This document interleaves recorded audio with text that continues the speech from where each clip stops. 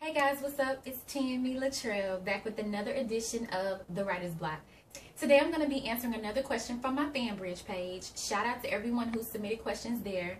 This question comes from B, who's from Houston. He says, hey, I'm a producer. I have several songs I've created, but I don't have the time to concentrate on promoting the material. I'd rather be focusing on the creative process, so I think I need a manager of some sort so they can help me to shop around my music. What should I look for in a manager? What qualifications should they have? And what is a fair amount of pay to pay them for their services? This is a great question. Usually managers, they can spot talent and they'll come find you, but being that you're probably locked in your studio, you want to start, just kind of asking around and seeing if there are any managers that are already out there representing other producers, or that you feel have some type of business knowledge and are, have certain qualities that may fit you. One trait I would look for is, like I said, believing in you. They need to definitely feel your music, maybe open to some critique, every now and then coming from them. If they're in the business, you want to take it as constructive criticism, but you definitely want someone who can speak on your behalf, because if you're locked down in the studio working, they're going to need to be out just promoting you, and you want to make sure that they're believing in what they're promoting. Otherwise, your return may not be, so stellar. Another thing you want to look for is someone that you can trust, someone who has a good business savvy. The reason why I say that is because at the end of the day, I've heard countless amount of stories, and I'm pretty sure you already have, about people getting managers who are taking advantage of them, just doing all kind of paperwork, getting money up front, not paying them their percentage, whether it's an artist, whether it's a songwriter, whether it's a producer. I've heard the horrible manager stories, and so you want to make sure that you get someone you can trust that has a good background. If you do a reference check on them and so many people, or a certain amount of people, are telling you, nah, you may not want to work with them, take that for what it is. Usually reputations, they travel a very long way, so the music industry is not big at all. I'm pretty sure you'll get to know the truth.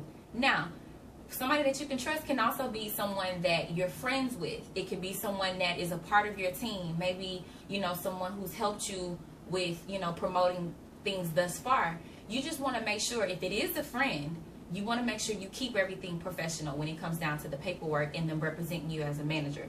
Because, yeah, you may be able to trust them. Yes, they may be able to believe in you. But at the end of the day, if they're your friend, you want to make sure that they understand where the line is drawn. Because business is business, bottom line, at the end of the day. So that's another trait to look for. Someone that, if you are going to do business with them and they are someone that you've been friends with, that you keep it professional when it comes down to your career. Another thing you want to look for in a manager is someone who's persuasive, someone who can actually go out and speak on your behalf and is convincing and is excited and enthusiastic about the product, about your music, about your tracks, any collaborations. Maybe they have relationships that they want to establish, or maybe they are looking for other opportunities to pair you up with. It could be an artist, it could be someone who has an agency, they're looking for tracks for their campaigns, just all those type of things. You want to find a manager who really is convincing and persuasive, can really go out and be the talk of the town for you. And so those are traits that I would look for. Another trait I would also look for is someone who really can place you in opportunities that you may not have been able to do on your own. Like, clearly, if you're in the studio working and creating, you may not know that there's a music event, like a conference, that you need to be at.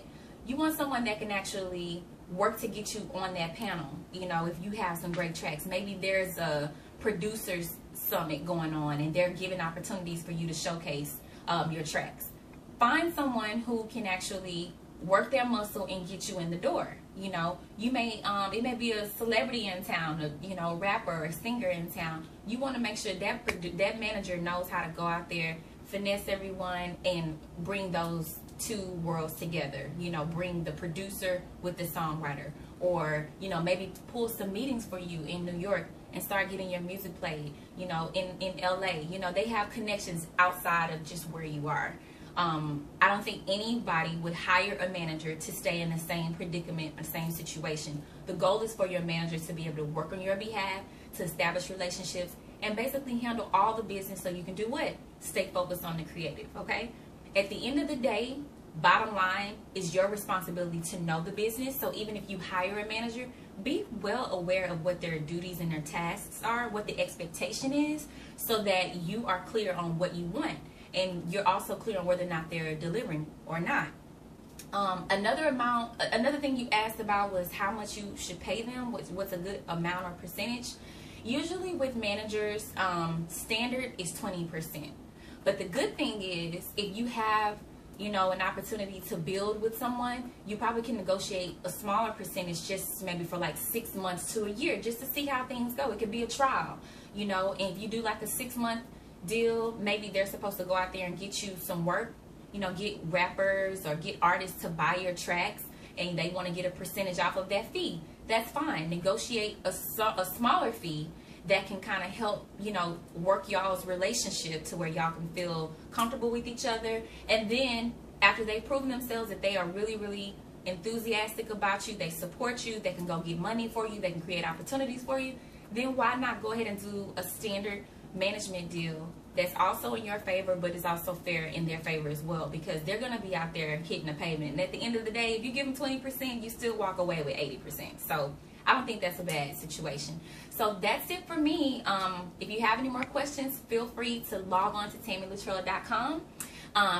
Click on Ask a Question at the top, and I will try to answer the question as soon as I can to the best of my ability.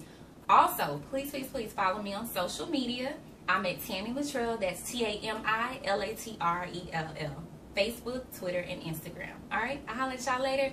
Hit me up, and don't forget to subscribe. All right, talk to you later. Peace.